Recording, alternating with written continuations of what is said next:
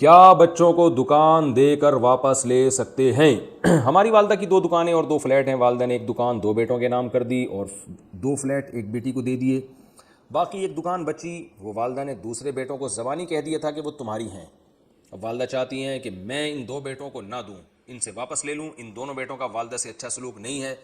اس بارے میں شریعت کیا کہتی ہے؟ ناصر صاحب حیدرآباد سے.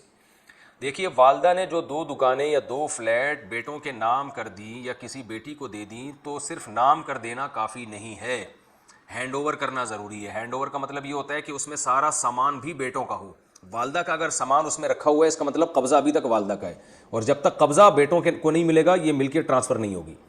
تو والدہ نے اگر سامان سمیت وہ فلیٹ بیٹوں کو دے دی اور بیٹوں نے رہنا شروع کر دیا اس میں تو قبضہ ہو گیا. اور اگر سامان والدہ ہی کا پڑا ہوا تھا تو قبضہ نہیں ہوا. یہ اسٹل یہ ابھی تک یہ والدہ ہی کی ملکیت میں یہ چیزیں، تو اس لیے پھر والدہ واپس لے سکتی ہیں. لیکن اگر قبضہ بھی دے دیا تھا ان کو تو پھر یہ بیٹوں کی ملکیت میں ٹرانسفر ہو گیا ہے.